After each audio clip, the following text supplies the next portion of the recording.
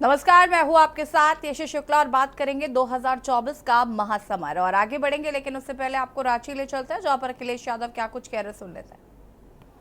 मैं उन्हें कहना चाहता हूं, भाजपा ये न भूले कि शेर को गिरफ्तार किया है लेकिन उनकी दहाड़ को नहीं गिरफ्तार कर पाए हैं। और ये आज यहां से जो दहाड़ जा रही है, ये जो आवाज जा रही है, ये ऐलान कर रही है कि बदलाव का समय आ गया है। इनके पास जनता को बताने के लिए कुछ भी नहीं है। हमारे किसानों को इन्होंने भरोसा दिलाया था कि सत्ता में आएंगे तो हम किसानों की आय दोगुनी कर देंगे। यहां हमारे आदिवासी भाई बहन बैठे हैं, यहां किसान भाई गांव से चल करके आए हैं। ये जानते होंगे जब से भारतीय जनता पार्टी की सरकार आई है, इनकी हालत और खराब हो गई है, आर्थिक स्थिति और खराब हो गई है। जो लोग कहते थे विश्व गुरु बना देंगे, आज वो 80 करोड़ लोगों को राशन देने के लिए मजबूर हैं। वो जानते हैं कि अगर 80 करोड़ लोगों को राशन नहीं दिया तो कहीं ऐसा ना हो पड़ोसी देश की तरह कि जनता अपने आप घरों से निकल करके और सत्ता पे काबिज हो जाए। इसी तरह हमारा नौजवान जानता होगा, इन नौजवानों को भरोसा दिलाया कि सत्ता में आएंगे तो 2 करोड़ नौकरी देंगे। लेकिन आज पीछे मुड़ करके देखो, 10 साल में नौकरी तो दूर, इनके हर फैसले ने न केवल नौकरी छीनी है बल्कि हमारे रोजगार के अवसर भी खत्म कर दिए हैं। आज हालात ऐसे हैं कि पढ़ने लिखने वाला नौजवान 90% अब बेरोजगार हो गया, उसके हाथ में नौकरी नहीं है। इसलिए जो लोग जुमला लेकर के आए थे वो आज गारंटी लेकर के आए हैं। ये जुमले से 10 साल बड़ी गारंटी है। मैं उन गारंटी वालों को कहना चाहता हूं, देश की जनता उनकी गारंटी नहीं चाहती है। देश की जनता बाबा साहब भीमराव अंबेडकर जी ने जो संविधान में हमें गारंटी दी है, वो गारंटी चाहते हैं। और मैं आपको कहना चाहता हूं कि हमारी, आपकी, सबकी, इंडिया गठबंधन की यही लड़ाई है कि हम आपको बाबा साहब भीमराव अंबेडकर जी का दिया हुआ संविधान की गारंटी आपको देना चाहते हैं, क्योंकि वही गारंटी है जो हमें हक, हमें सम्मान और अधिकार दिलाने का काम करेगी। ये लोग भूल जाते हैं कि झारखंड के लोग घबरा जाएंगे। झारखंड के लोगों ने बहुत सारी परिस्थितियां देखी हैं, राजनीति में बहुत दबाव के मौके देखे हैं, समय देखा है। लेकिन झारखंड के लोग न कभी घबराए न कभी डरे, और जब कभी भी ऐसी सत्ता आई, उन्हें मौका मिला तो ऐसी सत्ता को उखाड़ फेंकने का काम भी झारखंड की जनता ने करने का काम किया है। मैं इस मौके पर ये आपसे कहना चाहता हूं कि जहां झारखंड ने मन बना लिया है इनको हटाने का, हम लोग उत्तर प्रदेश से चल करके आए हैं। पहले चरण का चुनाव था जहां पर बहुत भारतीय जनता पार्टी को दावा था कि वो सब सीटें जीत लेंगे। लेकिन जिस तरह से पश्चिम में पहले चरण में मतदान हुआ है, भारतीय जनता पार्टी का सफाया हो गया है। अगर उत्तर प्रदेश सफाया कर सकता है पहले चरण से आखिरी चरण तक, तो झारखंड की जनता क्यों नहीं सफाया करेगी। यहां तो अन्याय ज्यादा हुआ है, आपकी लूट ज्यादा हुई है, आपको डराने का काम ज्यादा हुआ है।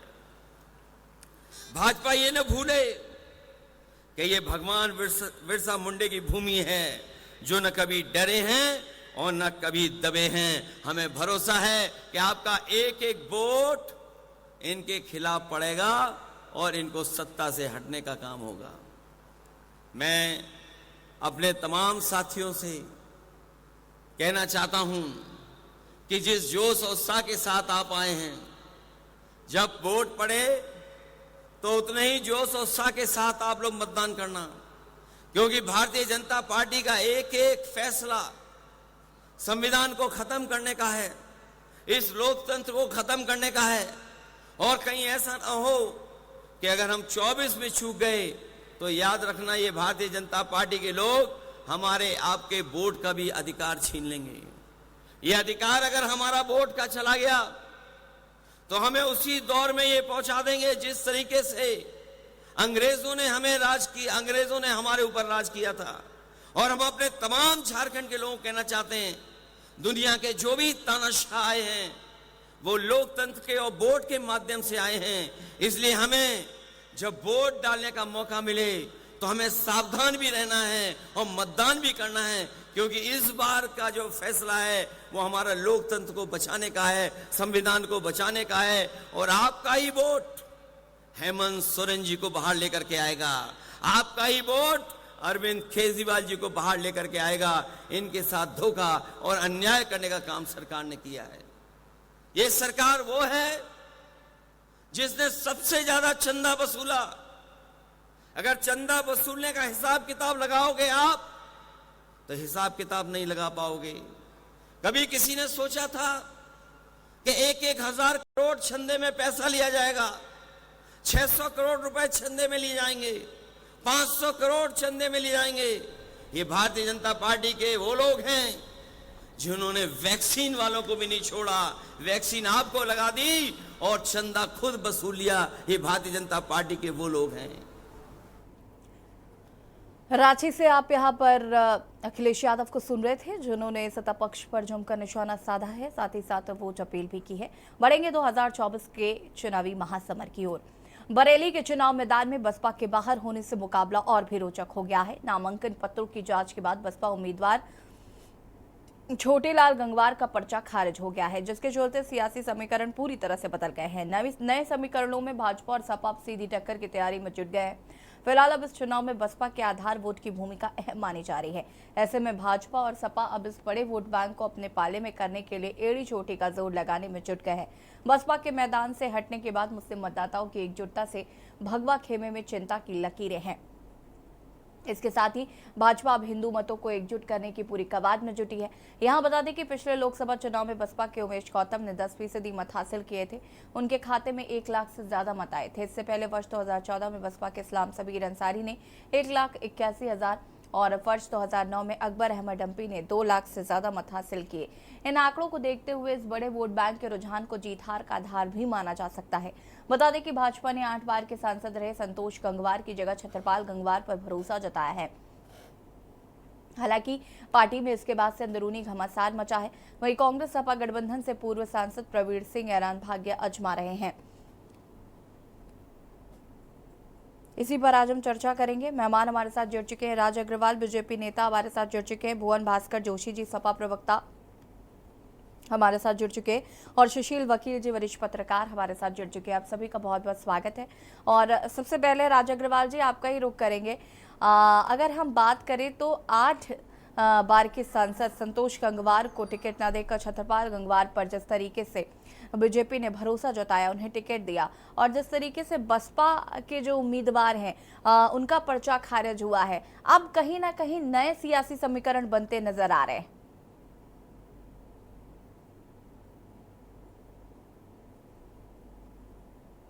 अनम्यूट कीजिएगा राज अग्रवाल जी, आपकी आवाज नहीं आ रही। अब मिल पा रही है? नमस्कार जी जी। कोई समीकरण पहले भी भाजपा के ही पक्ष में थे यशी जी, और आज भी भाजपा के ही पक्ष में है। और छोटेलाल गंगवार जी के लिए अभी कुछ दिन पहले तक तो ये कहा जा रहा था बरेली के हलकों में कि गंगवार एक नया खड़ा हुआ है तो कुर्मी वोटर आधा आधा बढ़ जाएगा, या 40 का रेशो हो जाएगा, या 70-30 का रेशो हो जाएगा कुर्मी वोटर्स में। अगर हम उस हिसाब से देखें तो इस समय तो हमारे पास हमारा जो सीधा सीधा कुर्मी वोटर है वो तो हमारा ही जो काडर था वो वापस 100 का 100% हमारे पास वापस आ गया है। छोटेलाल गंगवार जी का जो है टिकट जो है नामांकन रद्द होने के बाद में, तो किसी तरीके की कोई फाइट थी नहीं, कोई नहीं है टक्कर में। बस ये लोग पड़े हुए हैं चक्कर में। आप ये मान के चलिए कि 4 लाख से ज्यादा वोटों से जीत होगी अपने छत्रपाल गंगवार जी की, और पूरा भाजपा का काडर उनको जिताने के लिए पूरी मेहनत के साथ में जुटा हुआ है और हम लोग निश्चित ही जीतेंगे।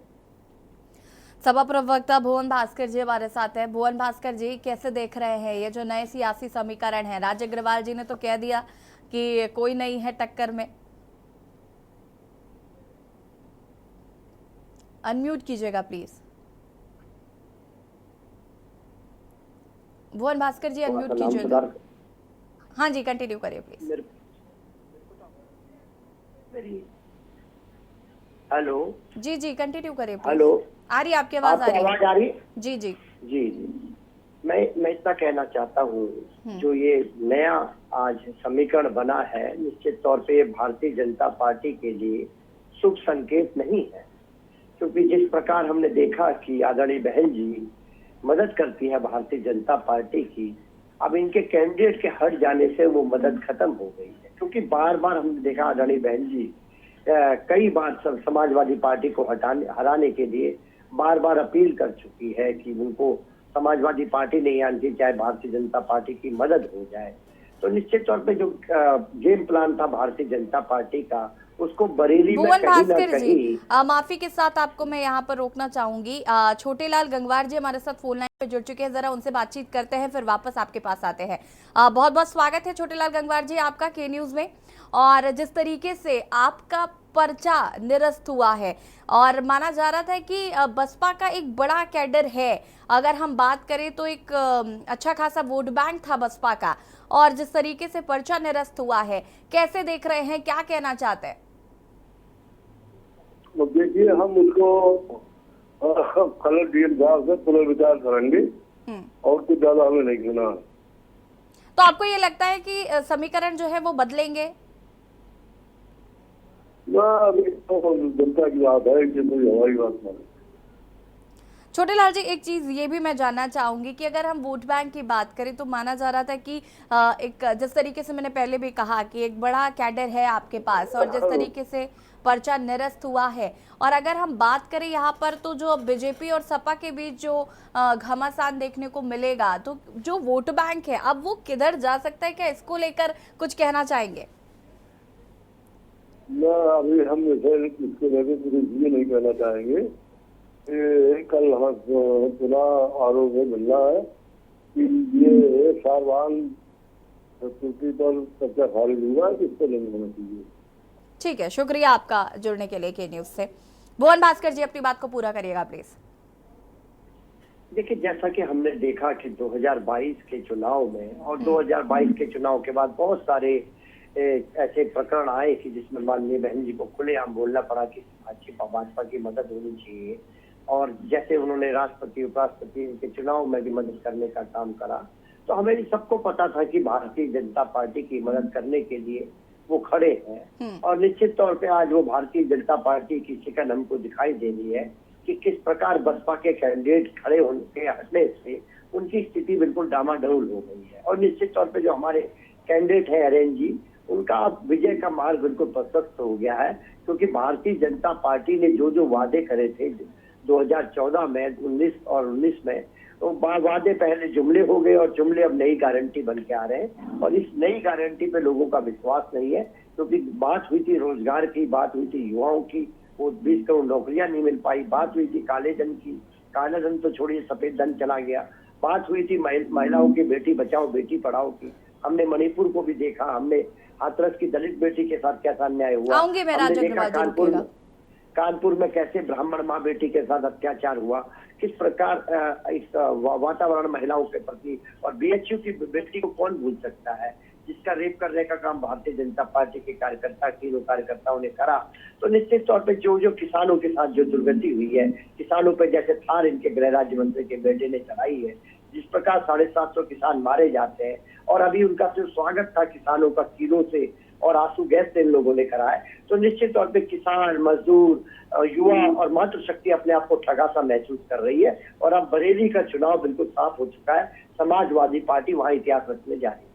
ठीक है, वरिष्ठ पत्रकार सुशील वकील जी हमारे साथ जुड़े हुए हैं। सुशील जी, कैसे देख रहे हैं, अगर हम बात करें तो बरेली के रण में ये जो एक रोचक चीज देखने को मिली कि पर्चा ही निरस्त हो गया बसपा के कैंडिडेट का, और कहा जाता है कि बसपा का ठीक ठाक कैडर है बरेली में, कैसे देख रहे हैं, क्या समीकरण बदलेंगे? और जो बसपा का वोटर है अब वो छिटक कर किस पाले में जाएगा, ये देखना होगा। देखिए, समीकरण बिल्कुल चेंज हो गया। पहले जो था कि बीजेपी बड़े आराम से चलेगी या ये आगे चल जा रही है, क्योंकि जो वोट है समाजवादी और बीएसपी के, वो तो बीएसपी के जो वोट थे वो नेचुरली समाजवादी पार्टी को ही काम होने थे, जिसका फायदा बीजेपी को बिल्कुल मिल जाता है।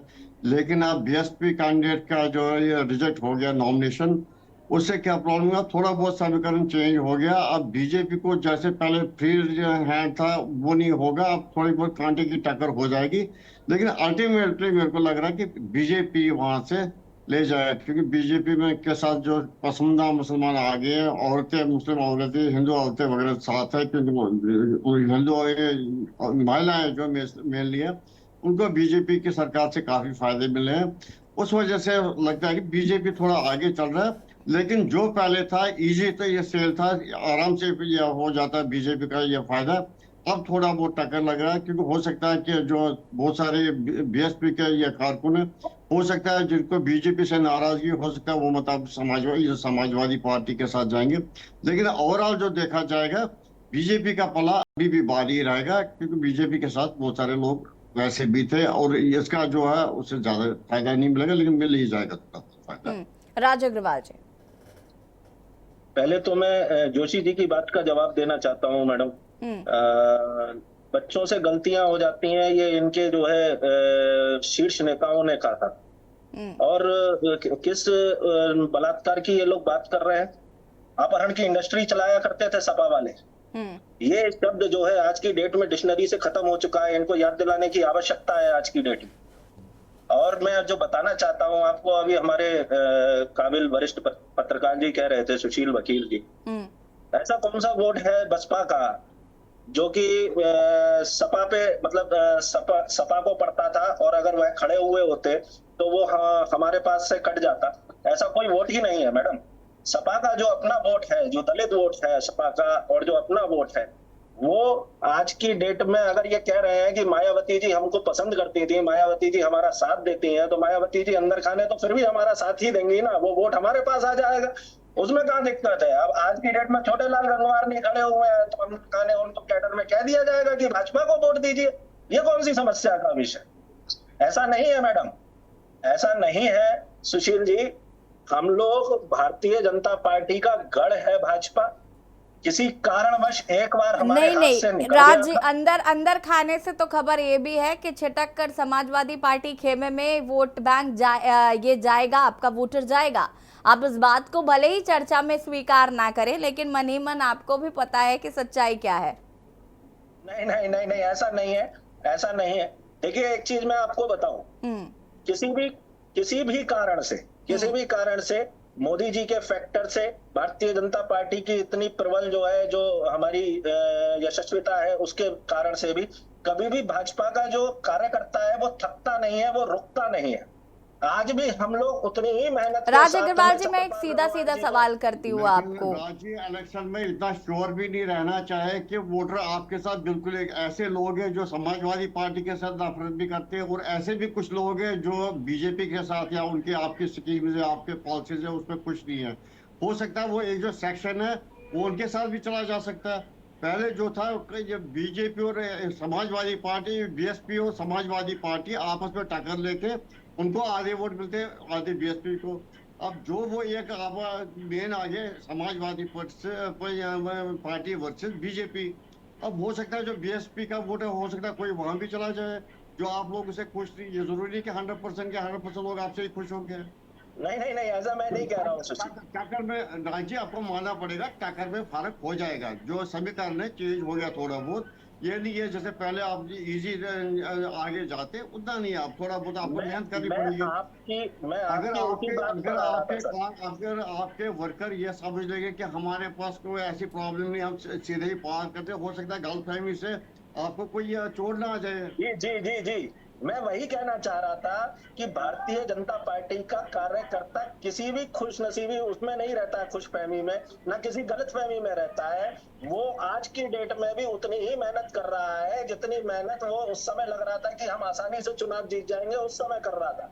इस मेहनत में इजाफा ही हो रहा है। किसी तरीके की कोई कमी नहीं हो रही है। राजी आपसे बता दूं, जैसे आप कह रहे हैं कि बीजेपी कार्यकर्ता हम तो यहाँ पूरे हमारे साथ ही वोट है, आपके मोदी जी खुद कह रहे हैं कि आपने जो भी बूथ के कार्यकर वर्कर वगैरह सबको वो कहते हैं कि ये नहीं समझना क्या वो पावरफुल पार्टी हम आगे जा रहे हैं, वो मेहनत आपको इस बार भी पूरी तरह से करनी पड़ेगी, इसलिए मेहनत आप कर भी रहे हैं सर, वही मैं बता रहा हूँ। ठीक है, भुवन भास्कर जी की भी प्रतिक्रिया ले लेते हैं। भुवन भास्कर जी, वोट बैंक जैसे कि अभी सुशील जी ने एक सेकेंड राज जी क्लेरिफाई किया है कि वोट बैंक जो है वो छिटकेगा जरूर, आधा इधर भी जा सकता है, आधा उधर भी जा सकता है, और हो सकता है एक तरफा भी चला जाए, आपकी ही तरफ चला जाए या बीजेपी की तरफ ही चला जाए।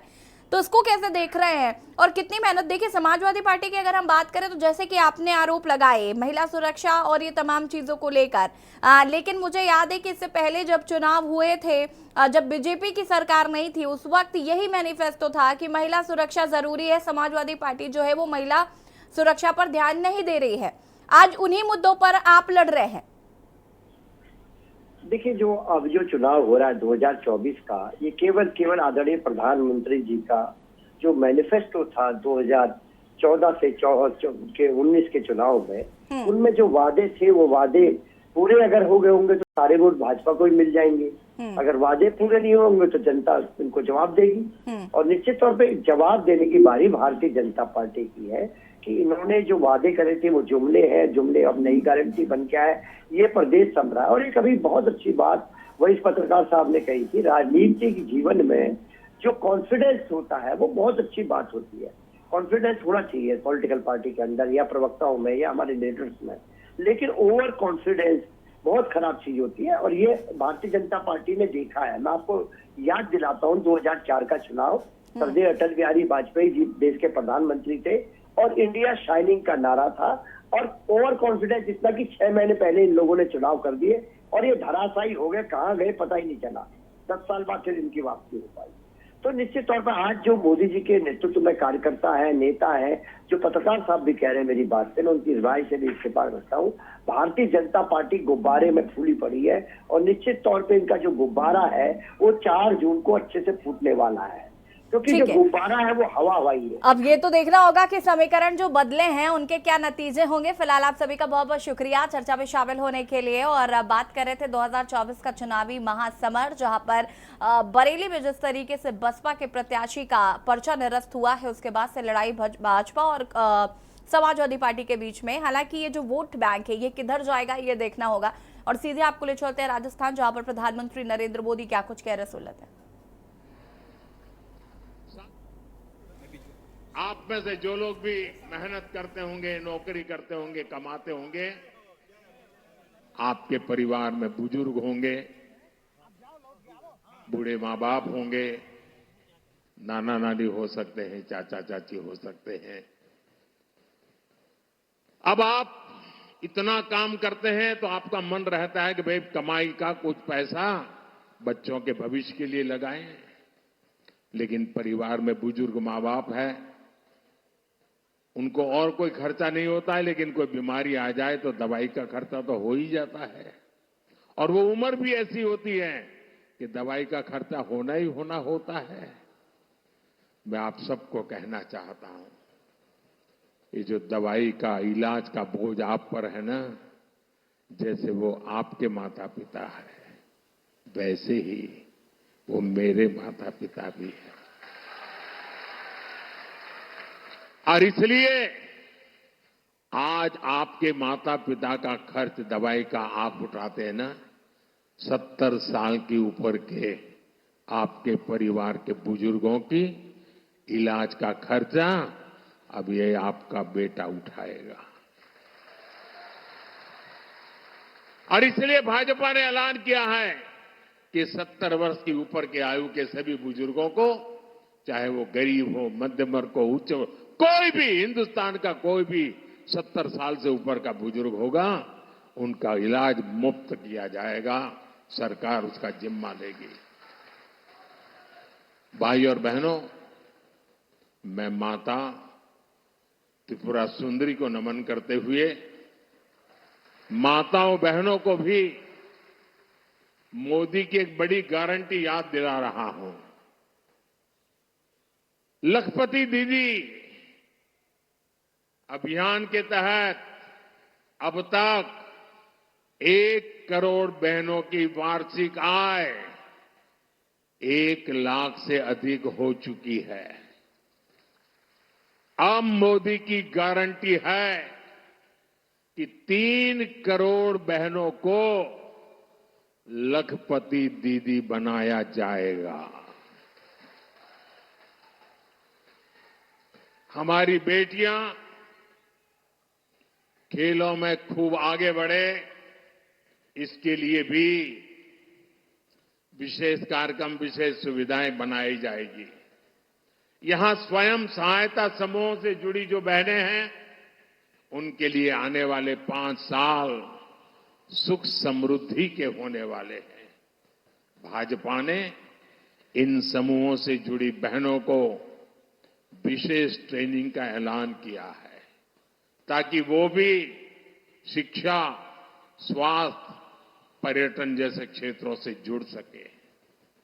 बिना गारंटी का ऋण देने वाली मुद्रा योजना के तहत लोन की सीमा 10 लाख से बढ़ाकर 20 लाख की जा रही है। इसका फायदा भी मेरी माता बहनों को भी होगा। साथियों, भाजपा गरीब कल्याण के लिए समर्पित है, पूरी ईमानदारी से काम करती है, लेकिन कांग्रेस की दुकान में भय, भूख और भ्रष्टाचार ही बिकता है। कांग्रेस ने हमेशा दलितों को डराया, कभी आदिवासियों को डराया, कभी अल्पसंख्यकों को डराया। आज भी ये कभी लोकतंत्र को लेकर, संविधान को लेकर, आरक्षण को लेकर भांति भांति का झूठ फैला रहे हैं, भांति भांति का डर दिखा रहे हैं। लेकिन कांग्रेस को पता नहीं है कि भारत हर प्रकार से डर से बाहर निकल चुका है और इसीलिए इनका जुट नहीं चल पा रहा है। आज देखिए, देश भर में जिन जिन राज्यों में आदिवासी आबादी अधिक है, वहां कांग्रेस या तो सत्ता से बाहर है या फिर तीसरे चौथे नंबर पर है। साथियों, कांग्रेस के विरुद्ध ये आदिवासी समाज का आक्रोश है। इस आक्रोश के ठोस कारण है। आप मुझे बताइए, जब पंचायत से पार्लियामेंट तक कांग्रेस की सरकारें थी, तब भी आदिवासी समाज था या नहीं था? आदिवासी समाज था कि नहीं था? देश गुलाम था, तब भी आदिवासी समाज था कि नहीं था? प्रभु रामचंद्र के जमाने में आदिवासी समाज था कि नहीं था? लेकिन उनको तो कभी आदिवासियों के कल्याण के लिए कोई मंत्री, मिनिस्ट्री बनाने का मन नहीं कर गया, बजट बनाने का मन नहीं कर गया। ये अटल जी की सरकार आई तब पहली बार आदिवासियों के लिए अलग मंत्रालय बना, अलग बजट बना। करोड़ों आदिवासी बेटे बेटियों में से कांग्रेस को 60 वर्षों में एक भी ऐसा नहीं मिला जो देश का राष्ट्रपति बन सके। क्या आदिवासी समाज में क्षमता नहीं थी क्या? जरा सोचिए, कांग्रेस की क्या मानसिकता है।